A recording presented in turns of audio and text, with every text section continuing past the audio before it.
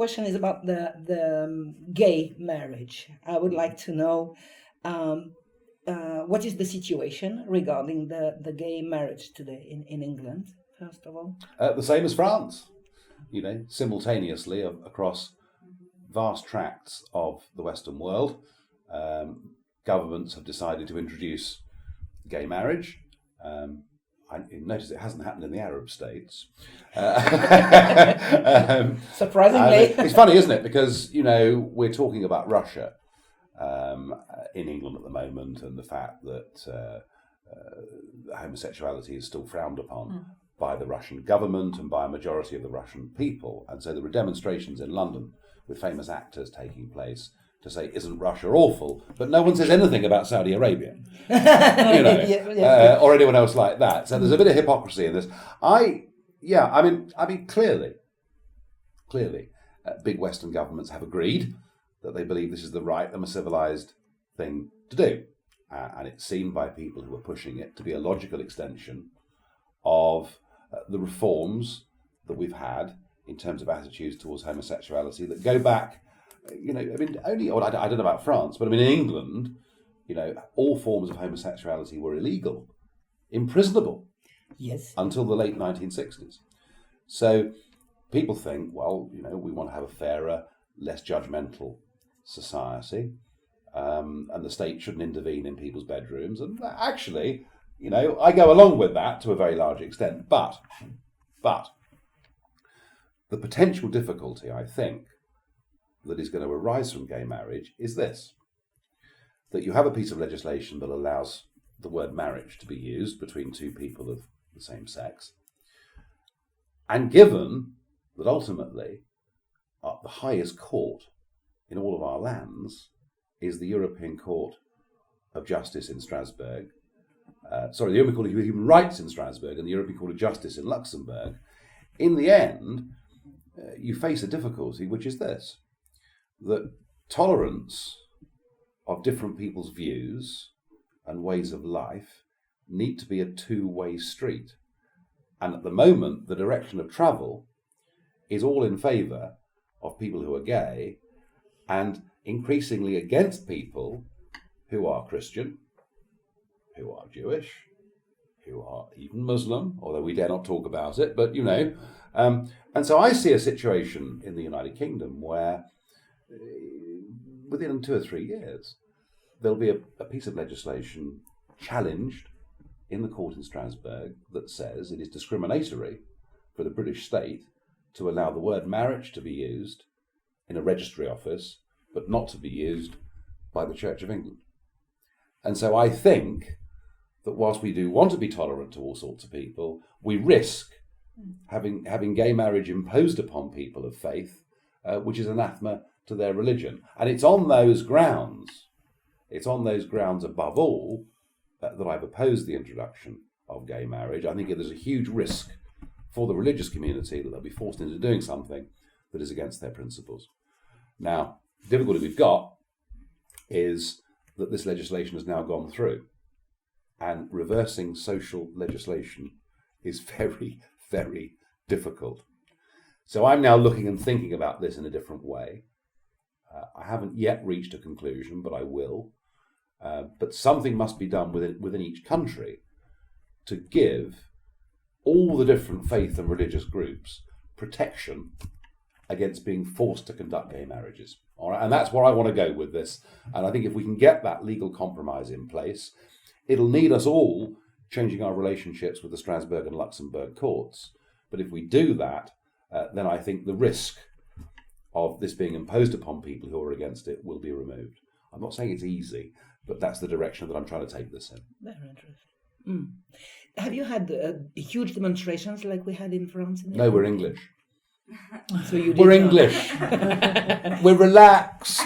So you didn't have demonstrations? No, we play cricket. No, I mean, the English are very, very slow to anger. It's a very... But the demonstrations in Paris obviously received very significant media coverage in the United Kingdom because because hundreds of thousands of people took part in them. But no, in the United Kingdom, whilst there is a large element of disquiet and particularly the more you go into rural and countryside England, the greater that disquiet is. Because the more traditional families, communities, and where the church is still stronger, although, the Anglican Church is a lot weaker than the Catholic Church. Again, the Anglican Church is a very English form of religion, in that it's very understated. So the level of objection in the United Kingdom has been considerably less than it's been in France. Okay. Do you have any idea why this change came? Do you think it's just suddenly the European countries decided to change the law? It's the equality rights agenda. There is driven through this very building where we're talking today, there is a huge drive for what is seen as equality rights, but there is also a very big drive towards secularism. The European Union is a fiercely secular organisation. It is deeply tolerant of Islam, but incredibly hostile to Christianity. And I mean that. Yes. I'll give you an example. Nearly 10 years ago, when it came to the putting up of commissioners by each member state country, the Italians put up a conservative called Mr. Buttiglione, who was interviewed by a couple of newspapers. And what Mr. Buttiglione said was that he, as a practicing Catholic, didn't particularly favour homosexuality. But his biggest sin, and this is very serious, he said that he thought it was generally better if it was financially possible that the mother should stay at home until the child reached school age. And this here is considered to be dreadful. And he didn't get the job. He didn't get the job as a European Commissioner for expressing those views. And that was the first time I'd realised here how viciously secular, how determinedly anti-family these institutions are. And I'm not a social scientist, but all the evidence is that, and actually these days it could be the man bringing up the child, but certainly in the early life of a baby, all the scientific and medical evidence is clear that if it's possible for a mother to bring up her own baby, it produces more stable and better adjusted adults. And it's just as simple as that. But you see, people talk about the European Union. We generally talk about it in political terms, and we talk about sovereignty, we talk about the lack of democracy, but there's something deeper. Yes. There is something deeper that is going on in terms of a willful intent to destroy society. And that makes it very, very dangerous. Mm-hmm. Thank you, Nigel. Very clear. Thank you very much. Maybe I'm going to add something to what you just said, because it was not, I didn't think about it before, but I think I agree with you, and I think it's not easy if they're doing that kind of laws, because if you take a child away from the family very young, then it's easier to brainwash him. First, they've been telling it a long time. Yeah, the Jesuits used to do this. Yes. I mean, it seems obvious, and also, no, I don't remember what I was going to say. And also the gay marriage. Do you think it's only the gay marriage, and all the countries in the world suddenly decide it was a very important issue? Or do you think there was something deeper behind, like if you put it in perspective with genetic manipulation and the gestation for others, who's going to stop the people who are going to want to buy wombs and put embryos that have a little mind and big muscles to make it? Well, yes, Aldous Huxley wrote a book called Brave New World about all this back in the 1920s.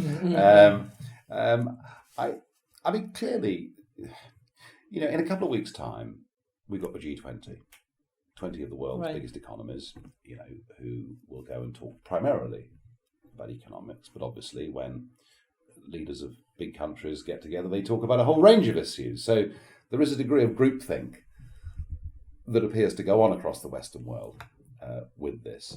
But I don't think that I don't think that the agreement across the West to push for gay marriage, led by the EU more than anybody, I don't think that leads into thoughts on genetics or thoughts on experimental science of any kind. It doesn't go that far. However, when it comes to the ability to decide morally what is the right thing or the wrong thing to do, and we talk about stem cell research, we talk about embryo research, and areas like this.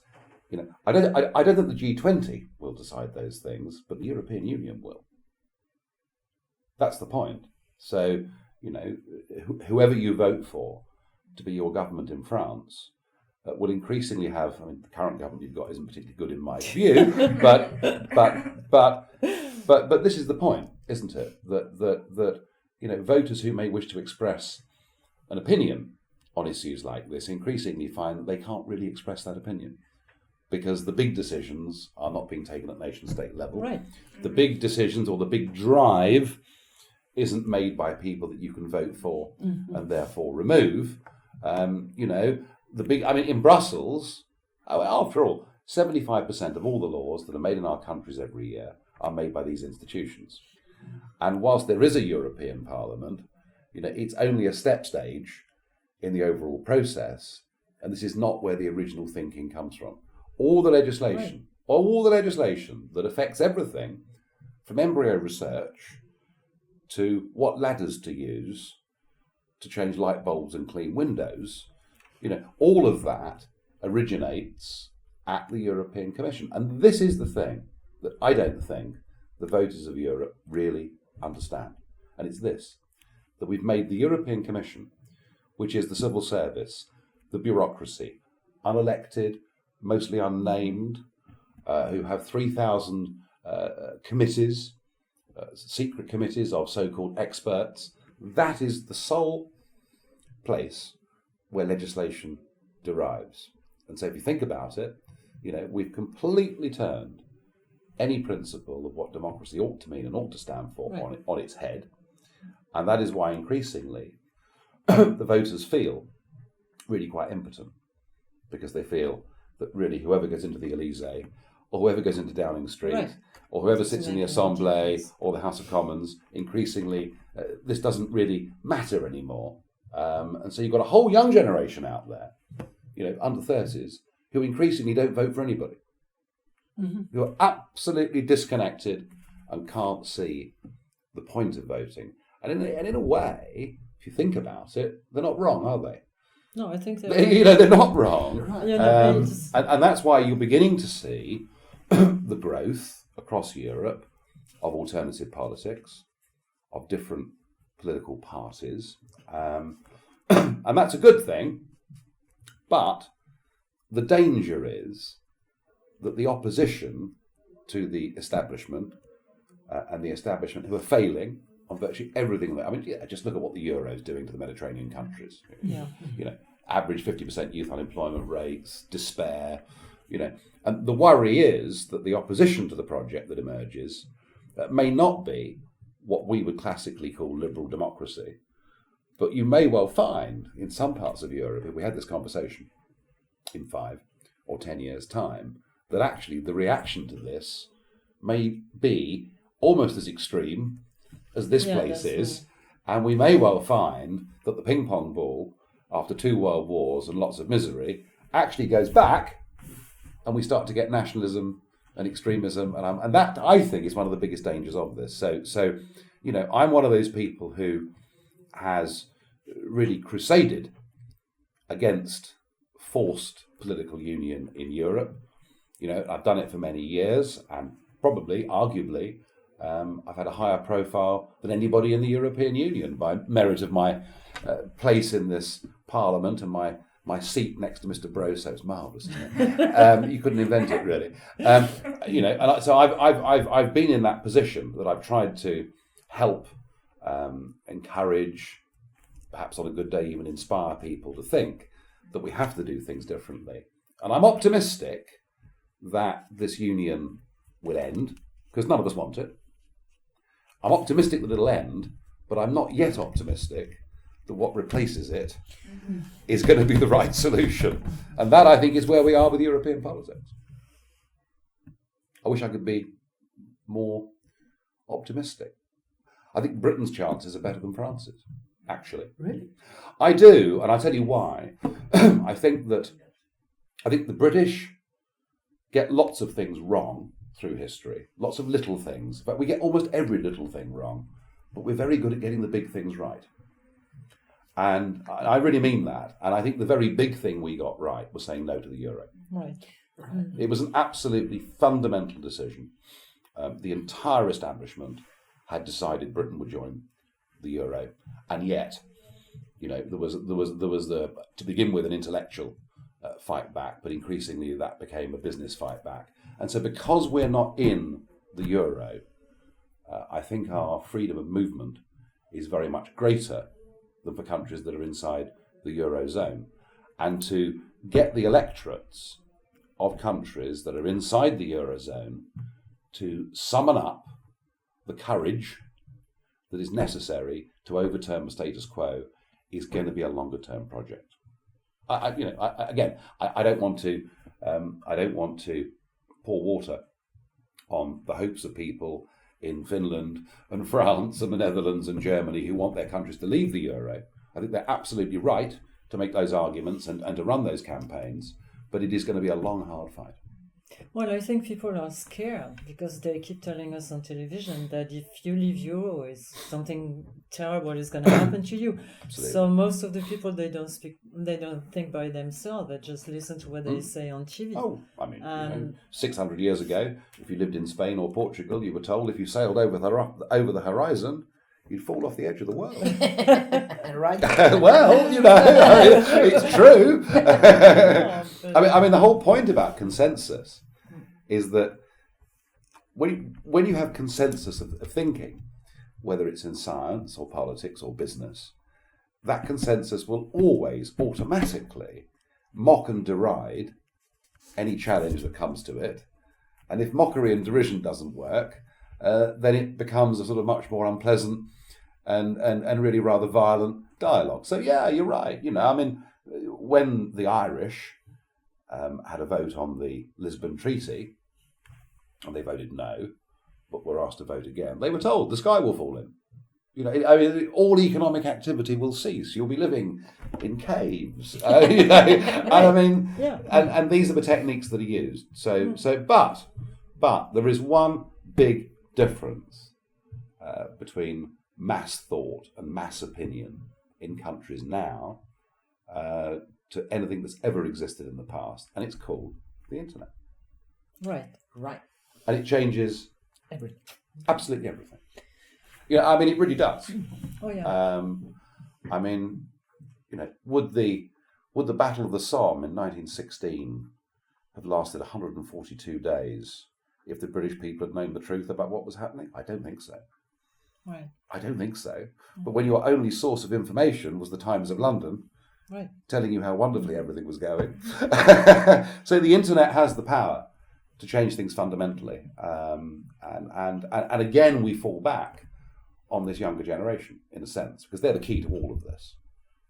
This massive under-30s who currently aren't voting, aren't engaged, a lot of them very disaffected because of youth unemployment and social problems and all the things that have gone wrong. But it is through the internet that the power for real, and genuine also change they see the images. Like nobody would see what's happening in the European Parliament if there was no internet. They can see the faces. They can see how the people. I was elected here. Well, I've been elected 3 times to come here, and the last time was 2009, when, as leader of UKIP, we were the second biggest party in Britain. Second biggest party in Britain, here represented in the European Parliament, and yet the BBC, who are a state broadcaster, and we all have to pay £145 a year. Mandatory. We have to pay that. If we don't pay it, we go to prison. And our state broadcaster would hardly ever show you anything I've ever said in this Parliament. Literally, probably twice in 10 years, would the 10 o'clock news in the UK have even the merest clip or mention the fact that UKIP and I exist and are in this place. And I used to get very depressed about that. But now, so what? Doesn't matter. Because with YouTube and all these other means of getting the message out. So I think, I think the ability of big failing organisations to make the public believe that they will fall off the edge of the world is diminishing with every year. So now they can see the difference between the what they hear on television and what they see on the images. Yeah. And I think that's why they get really mad at the European Parliament, because we are like handcuffs in our own country, and when you see the people that decide for us, it's just ridiculous. Yes, Like and what a mediocre, humourless bunch they are as well. I mean, they have no redeeming features. Well, we see things that I wanted to ask you about. We saw that we just learned through Snowden that we've been spied by the secret services. Yeah. Nobody reacted that much in the European Parliament. We just learned through the declassified documents from the American army that they spray us with chemical, and they've been doing it for years. And we can find, I found the documents that prove treaty between America and Canada, for example. A lot of patents that show that they've been using it. Declassified document that show they've been spraying over England to the European, the American and the English army together. Nobody talks about it every time. So, maybe two people try to talk about it in the European Parliament. It doesn't interest anybody. No, I'm more sceptical about the spraying thing. I don't know. But what I'm not sceptical about is what Snowden has been talking about. Prison, basically. And it's quite interesting, actually, because initially, the British newspapers were pretty shocked by what Snowden had said and the extent to which the Americans were able to monitor what we do and phone calls and internet and all the rest of it.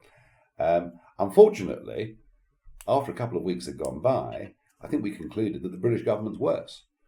And it's very easy to knock America, but actually we should look a bit closer to home. We are, the British are the most surveilled people in the Western world.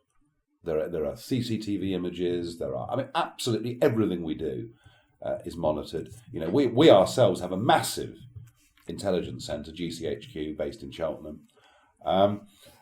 And of course, with the direction we're going in here, the European Union, of course, can access any of the intelligence information that any individual government has got stored. And is it dangerous? Well, all the while you've got good governments. They might be incompetent, but all the while you've got good government run by people who generally want to make your life better. They might fail, but if they generally want to make your life better, there's not a problem. But the difficulty is, once a bad government is in place and has all this information, then, Big Brother is a very short step away. So I hate all this stuff. And I launched my own little protests against it. I've refused to buy an Oyster card on London Underground, because if you have an Oyster card, every time you get on an underground train, they can track where you're going.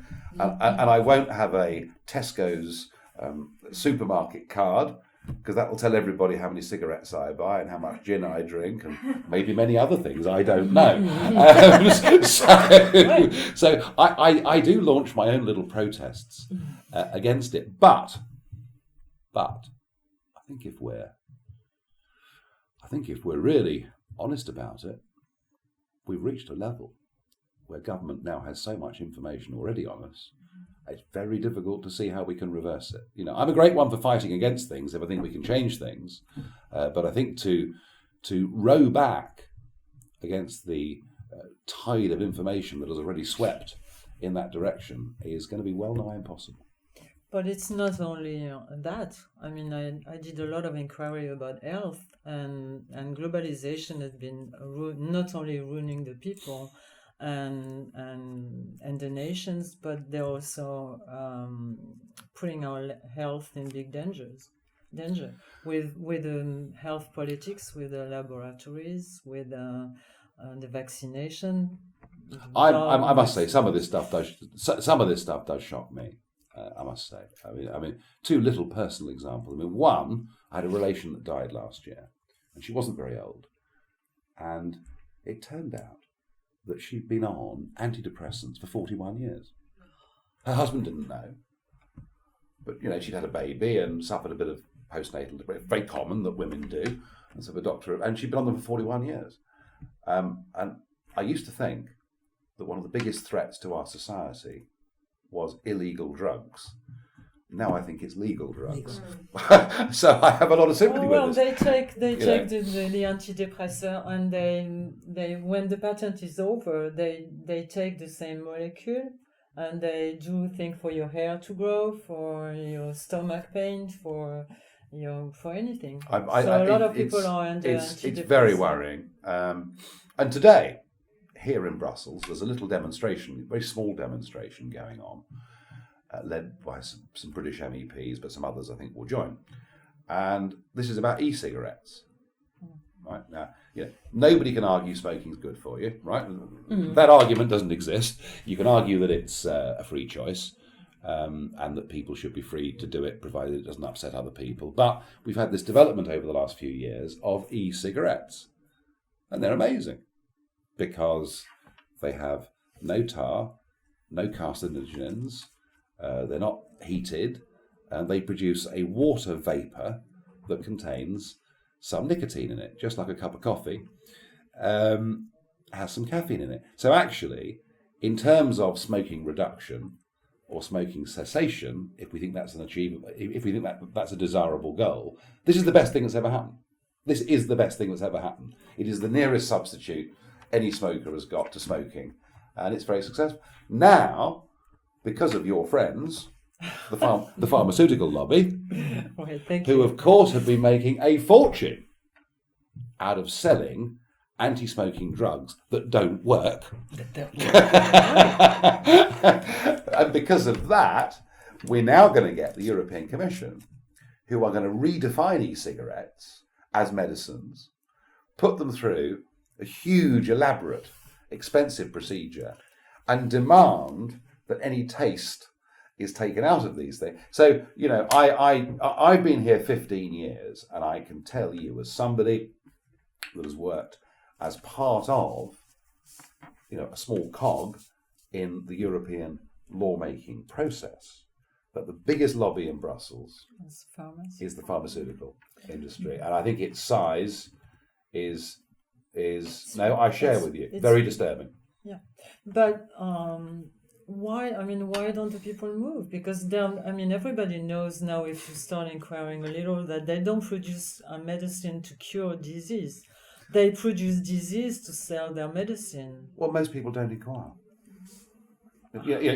Your question was if people inquire a little. Most people don't. But the people in the street, I guess the people in the street, they can't do it, but the people in Brussels, they should do it. But you're missing the point but you're missing the point a bit about what politics has become and what modern governments become. This building is full of people who are paid not to think. Mm-hmm. They're paid to be here, do what they're told, not to think, not to challenge, not to question, because that's too inconvenient. But actually out there, for most people now living in Europe, life is pretty tough. They haven't got that much money. The electricity bill and gas bill have gone through the roof. And people are too busy just living and existing to question things like this. Now, that doesn't mean we shouldn't question things. It doesn't mean we shouldn't campaign on things. But we have to understand that. Don't look. If for salvation, don't look inside these buildings, because you really won't find many people who are interested. Yeah, but these people are supposed to protect us. That's why they're here. And globalization mainly destroy everything. Depends what we mean. It depends what we mean by globalization. depends what we mean. You see, I think there is another way of looking at globalization, which is this: if countries trade together and do business together, they are more likely to be friends with each other. Right. Yeah. And so, if what globalization means, if what it means is a breaking down of barriers and a deeper understanding between the East and the West and elsewhere, and we do buy and sell things from each other, then probably, in terms of global peace and everything else, that's a good thing, because there is some evidence that suggests that increases in trade do lead to a mutual benefit on both sides and increasing wealth. And if much of the third world becomes wealthier, then it is much more likely that bad regimes will fall. Right? So that's and I will accept, slightly idealized view of what globalization could mean. I think the difficulty you've got with globalization is that what it's led to is the domination of the world by less than a handful of companies, and that is the problem, and that is a very real problem. And again, you see, it's hand in glove with big government, isn't it? I mean, you will find, not just the pharma industry, but you will find the biggest supporters of the European lawmaking process are the giant multinationals. Right. They love legislation. The more legislation, the better, because they've got legal departments, they've got all the means of compliance, and it is a fantastic way, effectively, of pushing out of business small and medium-sized competitors. So this is, and this is, in a sense, this is what globalization has come to mean to people, and I strongly take the view that it doesn't have to be like that. Are you hopeful? Do you think there's a way to reverse the situation? Well, I think, in 100 years' time, when children read history books at school, they will read with astonishment and wonder at how all these disparate, different, individual European nations, with their completely individualistic languages, idiosyncrasies, allowed themselves to be corralled into one state with one flag, one anthem, and Herman Van Rompuy as president. And kids will say, how could we have been so bloody stupid?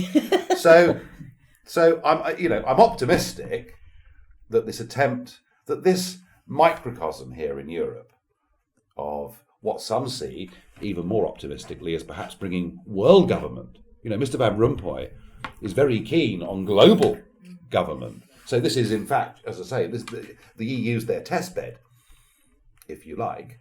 I'm entirely optimistic that will fail, because none of us want it. None of us have ever voted for it, and it doesn't actually work.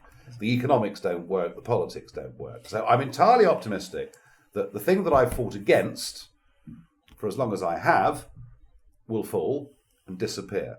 And I'd love to be able to look you in the eye and tell you that what follows it will be a return to liberal nation-state democracy, where we have a Europe that trades with each other and is friendly with each other, and where any thought or risk of war was eliminated because there wasn't extreme nationalism without democracy. But I'm less certain of the second bit. So you're optimistic.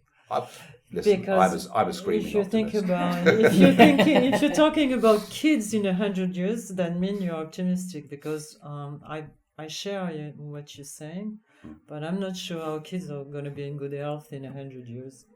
Well, you may be right, but all through the history of mankind, they faced various challenges and various evils, and in the end, good wins. Thank you. Thank you. Thank you, Nigel. All right. Thank you very much. Good.